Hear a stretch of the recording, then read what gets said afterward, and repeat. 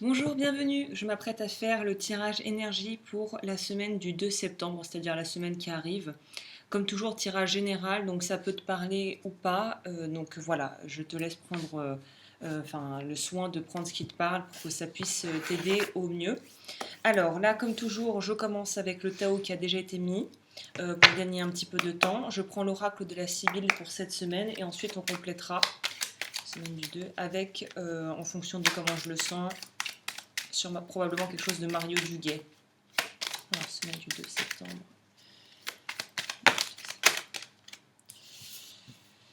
Ok.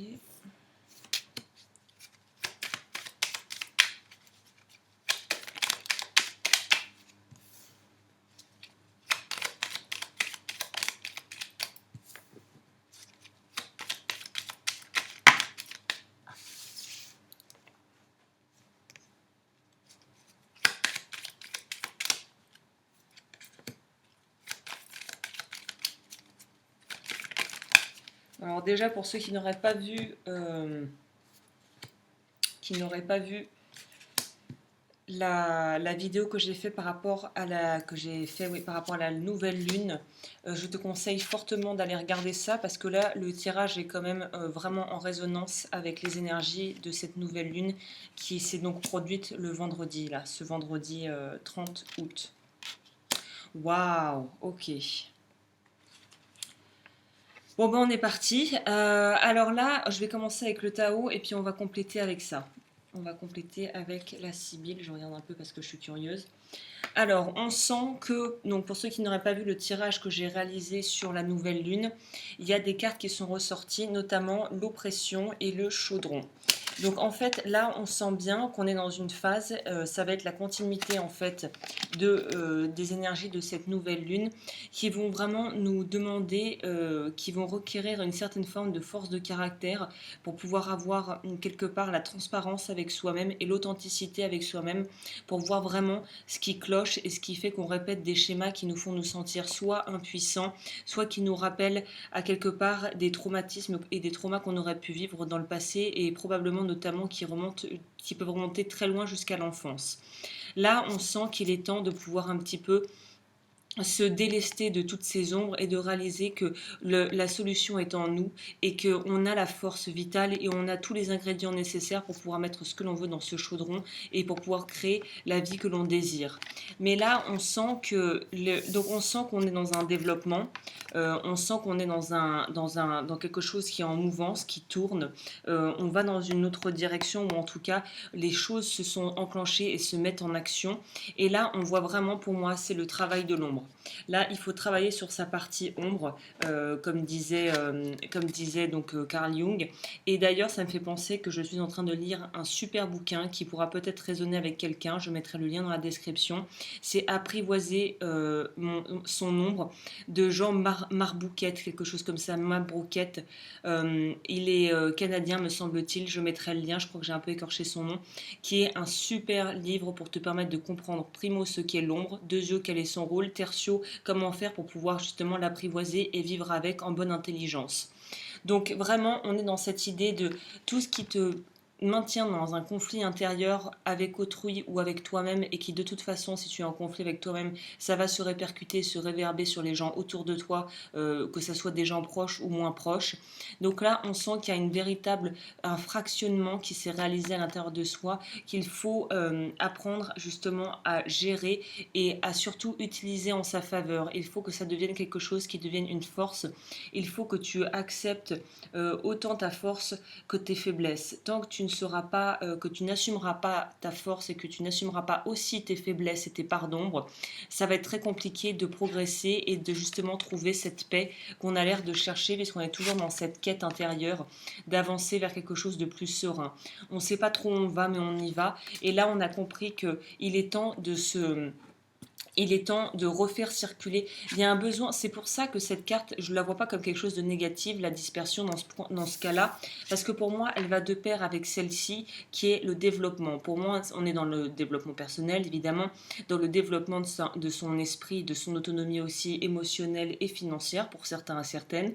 Donc là, on sent qu'on a besoin La vie est en train de te mettre un petit peu en mouvement, va te pousser à mettre des choses en mouvement pour pouvoir vraiment retrouver une certaine énergie et une certaine vitalité que tu aurais peut-être perdue.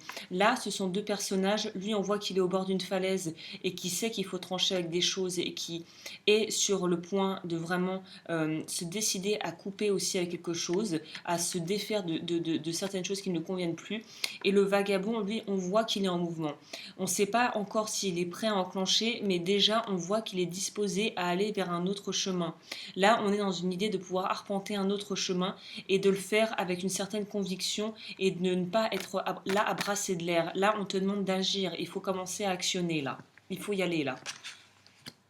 Il faut commencer, ou plutôt continuer le travail qui a été entrepris. Et de toute façon, il y a l'abondance qui est à la clé. Alors que ça soit sur le plan matériel ou sur le plan spirituel ou émotionnel ou même sentimental, on est dans une idée de sa quête de vérité. Là, je prends les cartes sous le paquet, donc c'est plutôt un joli complément. On sent que ce besoin de vérité et ce besoin d'aller arpenter un chemin est un chemin qui est à l'intérieur pour moi. Cette personne, ce personnage opprimé, qui est donc oppris avec ses ombres, c'est probablement toi, moi, nous. On a besoin de faire un chemin vers soi. Les cartes le montrent bien, on a besoin d'aller à l'intérieur pour aller puiser les vérités et les réponses à nos questions dont on a besoin pour pouvoir progresser, et ça va nous amener la délivrance. Eh bien, et la prospérité, ma foi, que demander de mieux. Donc vraiment, ce travail intérieur n'est pas facultatif, il est impératif, mais chacun va à son rythme. Et il y en a peut-être pour qui c'est juste pas envisageable pour le moment, qui ne se sentent pas prêts d'aller affronter ça et de faire la paix avec eux-mêmes. Donc ça sera en fonction aussi de toi où tu en es dans ta vie et des événements que l'univers va mettre sur ta route pour te permettre de continuer le chemin que tu as entrepris, qui est un chemin où on ne peut plus faire en arrière. À ce stade-là, il n'est plus question de faire marche arrière, il est question d'avancer.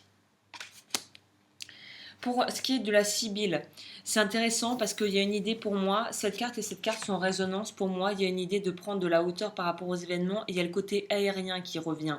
Pour moi, il y a un besoin de quelque part muet comme la chrysalide qui se transforme en papillon. Il y a un besoin d'avancer et d'aller vers l'inconnu. Il faut se lancer, même si on ne sait pas où on va, il faut tenter des choses. Il y a vraiment une idée d'avoir quelque chose, de pouvoir gagner quelque chose à la clé. Pour les personnes qui sont donc à leur tour en auto-entrepreneur, ce genre de choses, ou même qui sont qui ont envie de mettre en place des choses sur le plan matériel, cette semaine c'est le moment de mettre en marche la machine, mais pas de prendre des décisions vraiment déjà importantes. Là, on est dans encore quelque part des pourparlers, des discussions par rapport à des potentiels projets, associations ou des contrats qui pourraient être signés. Pourquoi je te dis de prendre déjà le temps de voir qu'est-ce qui serait le plus adéquat pour toi et où sont tes vraies compétences et tes vraies capacités et de les mettre en avant pour pouvoir potentiellement avoir débloquer des fonds ou des choses comme ça. La raison pour laquelle je te déconseillerais de mettre en place des grosses signatures de contrats et des choses comme ça, c'est que derrière j'ai ça. Donc pour moi, c'est un effondrement. Donc c'est peut-être lié justement à des prises de conscience que tu vas avoir qui vont te faire vraiment te secouer, te remuer intérieurement sur le plan psychologique et sur le plan émotionnel. C'est pour ça que je dirais que là, on est dans une semaine où on commence à lancer des idées, on commence à mettre en place des projets, des envies, que ce soit pro ou perso ou sur des projets plus long terme avec des choses qui sont en rapport avec la famille, mais on n'acte pas tout de suite ça. On attend un peu, je te dirais, attends la semaine prochaine. Et si tu es obligé de signer les contrats, essaye de prendre en compte cette idée que de toute façon, ton jugement est peut-être obstrué par la partie de toi qui est de l'ordre de l'auto-saboteur. Donc essaye de prendre vraiment bien conscience de ça pour pouvoir avoir la discipline, pour pouvoir faire les choix qui seront le plus justes sur du plus long terme et pas penser que à court terme. Pour d'autres, on sent que là, ça va être une semaine qui va être assez charnière parce qu'il y a aussi le sentimental qui ressort. Là, on sent pour moi que les personnes qui sont dans des relations aussi adultérines ou qui ne sont plus en adéquation avec leur partenaire, pour moi, on met fin à quelque chose. Donc je ne sais pas s'il va y avoir des séparations, des grosses remises en question ou vraiment jouer carte sur table avec la personne avec qui l'on vit ou si on est dans une triangulaire avec les personnes que l'on côtoie. Là, il y a une idée de devoir vraiment faire un choix. Un choix va être imposé de toute façon. Il va falloir couper avec quelque chose qui ne fonctionne plus. En plus, oui, pour moi, c'est vraiment ça. Et si on doute et qu'on est avec quelqu'un et on a quelqu'un d'autre en vue, là il est temps de couper. En plus, cette carte, regarde, cette carte.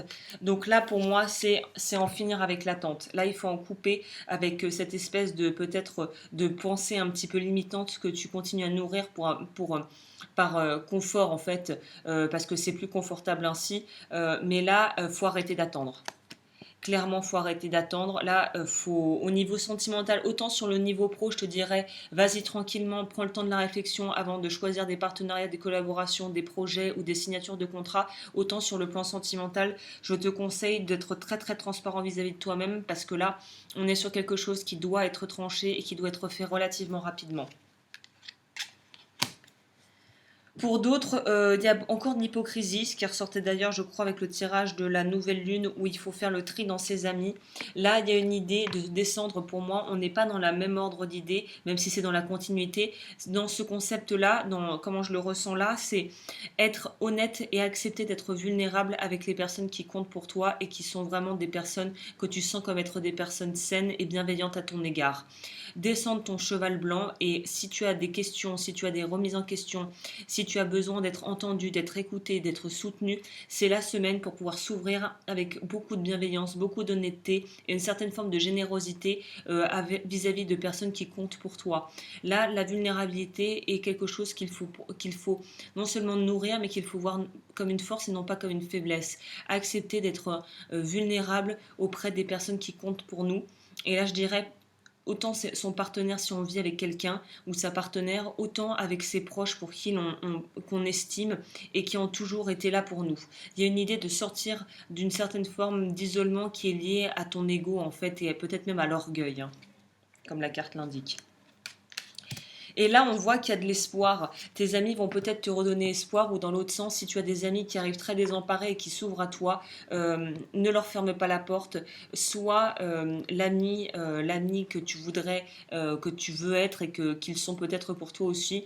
Il y a une idée pour moi de renvoyer l'ascenseur à des personnes qui ont pas forcément des amis proches, ça peut peut-être même être des connaissances, mais c'est renvoyer l'ascenseur en ce sens où le bien qu'on t'a donné, la générosité dont on t'a fait profiter, c'est peut-être temps aussi de pouvoir faire profiter à d'autres qui sont dans le besoin de cette générosité, de cette bonté. Alors, on a pour moi, c'est pour ça que je pense qu'on est dans une semaine, les projets au niveau, si tu as des trucs à faire en famille, des choses à régler en famille, des projets à faire en famille, que tu bosses avec des gens qui sont comme une seconde famille, là c'est le moment de lancer des idées. Si des bonnes idées arrivent, c'est le moment de vraiment capitaliser sur ce moment, mais pas de prendre de grosses décisions pour le moment, juste mettre en place ce qu'il faut pour la suite. Et si tu es dans une recherche d'appartement, de maison, achat, vente, là tu pourrais trouver, peut-être tomber sur des choses qui vont faire ton affaire, mais ne t'emballe pas par rapport à tout ce qui va être déplacement financier et tout ce qui va être de l'ordre du matériel. Là, on tâte le terrain, mais on n'est pas dans la finalité de ça. Des projets. Pourquoi je dis que, alors autant pour l'aspect professionnel, argent, ça a l'air d'être plutôt bien parti, autant va falloir grandement se méfier sur le plan sentimental, enfin se méfier. Là, on est dans quelque chose qui est encore faux au niveau de l'amour. Donc soit ça peut être une personne fausse, soit ça peut être quelqu'un dans l'entourage qui porte un masque et qui n'est pas honnête, soit ça peut être toi qui a une approche de l'amour qui est faussée par un jugement qui n'est pas clair parce que c'est faussé par la peur en fait. Peut-être qu'il y a des choses qui vont être réactivées cette semaine, qui vont te faire avoir peur d'être abandonné, peur d'être seul, ce qui pourrait te pousser à faire des compromis pas vraiment souhaitables au niveau du sentimental. Donc là, on te dit qu'il faut réussir à mettre à distance et surtout à repérer tout comportement toxique que tu pourrais avoir à l'encontre de personnes ou tout comportement toxique que d'autres personnes, notamment sur le plan sentimental, pourraient avoir envers toi. Il y a un besoin de vraiment voir les gens pour ce qu'ils sont, pas pour ce que tu aimerais qu'ils soient. On en revient à ça encore. Hein.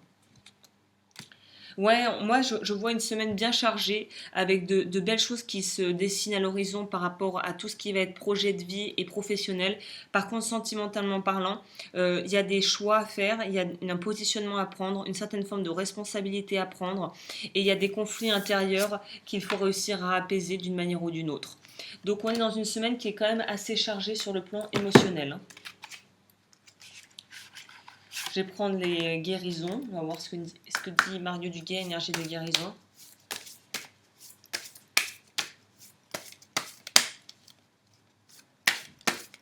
Bon, c'est pas celui-là qu'il faut prendre. Bon, bah alors je vais prendre message d'éveil.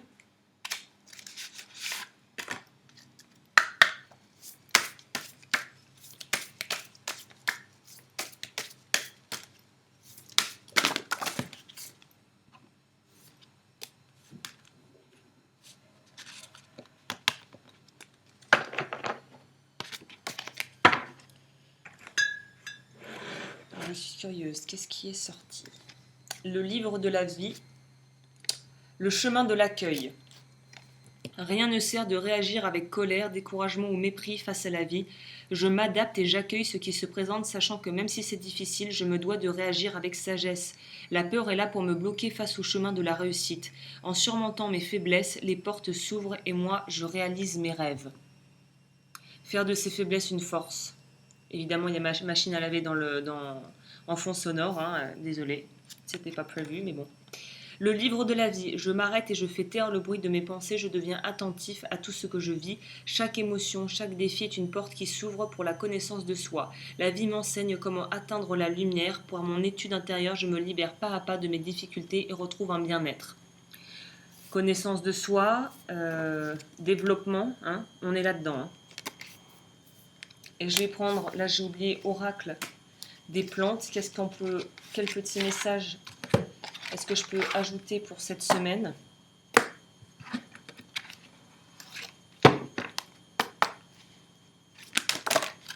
Comme ça. On m'en a sorti trop, on va prendre ça. Hein. Aider celui qui souhaite être aidé, la sauge. Ah, c'est intéressant, je vous disais par rapport aux amis là, ou à soi-même, aider celui qui souhaite être aidé. Et la deuxième, s'il vous est difficile de patienter, pratiquez votre activité préférée et lâchez prise. Donc ouais, moi niveau pro, ne mets pas la charrue avant les bœufs, c'est peut-être un projet très exaltant sur lequel tu travailles, ou même sentimentalement, mais vas-y tranquillou. Je vais lire la sauge, tiens. 62.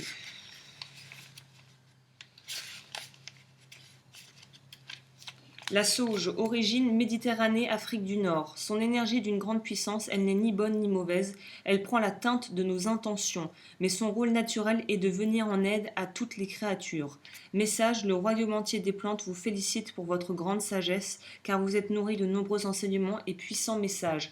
Aujourd'hui, vous avez compris que faire le bien autour de vous est une véritable bénédiction, car en émettant l'énergie de l'amour, vous en recevez encore plus dans votre vie, mais vous vous sentez également mal à l'aise parce que vous avez récemment aidé des gens sous forme d'un son ou d'une écoute et que ces personnes n'ont pas semblé s'apercevoir de ce merveilleux cadeau de votre part. Rappelez-vous de toujours demander, même en pensée, si vous avez le droit et la capacité d'aider une personne.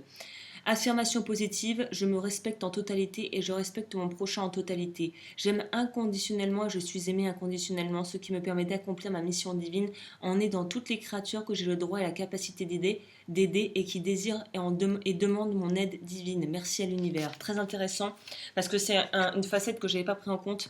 Ouais, il y a des gens qui disent qu'ils veulent être aidés, c'est un peu comme ils crient au loup, et en fait, quand on vient pour les aider, finalement, on se rend compte qu'ils ne veulent pas véritablement être aidés. Donc là, si c'est sur le plan sentimental, où tu es avec quelqu'un qui passe son temps à souffler le chaud et le froid, ben voilà, est-ce que c'est ça que tu as envie de vivre? Est-ce que c'est le genre de relation que tu as envie de nourrir? Donc vraiment voilà, tirage assez complet. Je vais m'arrêter là et je te dis à très vite pour de nouveaux tirages, notamment les signes sur le plan sentimental qui devraient arriver d'ici mardi ou lundi.